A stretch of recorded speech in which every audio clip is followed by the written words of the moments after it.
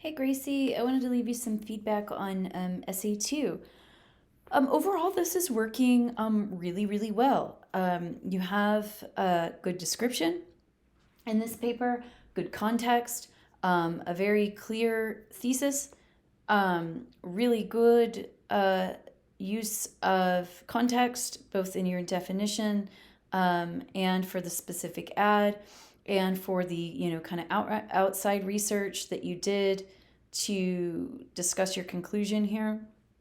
There's just a couple of things here and there that I want to talk to you about in terms of making this stronger. Oh, I don't think I mentioned your analysis too. I also really appreciate your analysis. I think you're doing exactly what you need to do in talking about those minor visual elements and how they connect to pathos. Like I said before, there's your introduction is just really primarily what I want to focus on for revision.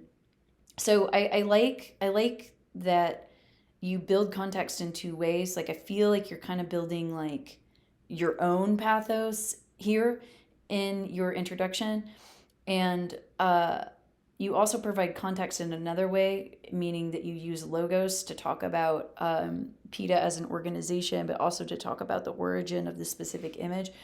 Both of these maneuvers are quite good. It's this area that I want to talk to you about to make it stronger. Your second sentence. I love the ideas in this sentence, but this is what I would call an awkward sentence. And I know it's been a couple weeks since I've said the word awkward sentence directly in class. We've been talking about sentences, even though I haven't ever stated, or I haven't stated awkward sentence directly. But I would consider this an awkward sentence, and let's talk about why and what you could do to correct that. So currently you have isolated and confined in the position to be your subject. And since these are abstract, like an abstract feeling, it doesn't make it doesn't make for a good subject, basically. So I think that a better maneuver would be to have the thing or the person in the sentence be the subject, right? In addition, you have a subject verb agreement error because these two things together are forming, your subject. And that makes it a plural subject, but you have a singular verb is. So if you left it like this, it should actually read isolated and confined. But I wouldn't leave it like this. I would do some tweaking in the sentence. So I might try something like this. Humans, a very social species, would not want to spend their life isolated and confined. Unfortunately, this thought is often left out of the consideration for animals, right? So I think that it'll still read just fine pivoting into this sentence. The next thing that I want to talk to you about is these three simple sentences in a row. I like all of the ideas in these sentences, and I think that they're good. However, the repetition of a simple sentence after simple sentence after simple sentence is kind of making these ideas sound less sophisticated than they actually are. So I think that if you rewrote this section and focused on trying to make all of these ideas into a longer sentence, this would actually be a very strong, sophisticated argument. So I don't know, it might look something like this. The term animal I can't talk. The term animal captivity, and you need to do some tweaking here, usually refers to wild animals, comma, many of whom are taken from their natural habitat and brought to zoos, aquariums, and circuses for the purposes of entertainment or profitability. While the animals themselves live miserable lives in cages or behind bars.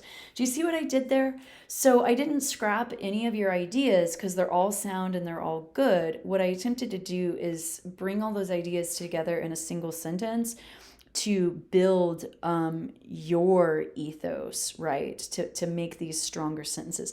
So I think if you did that, and in fact, I really encourage you to revise this section and see how you can make this stronger. The final thing that I want to talk to you about is it feels like there's this tiny gap in logic between this sentence and your thesis statement. So I like this idea that you said a number of animal rights activist groups fight for these captive animals and do their best to inform society of the cruelness and danger that comes with it. And then so you start with this really broad idea, and then you immediately jump to this really narrow specific advertisement and how it uses pathos. And I just feel like there's this small gap in logic there. So I wish that you had another sentence here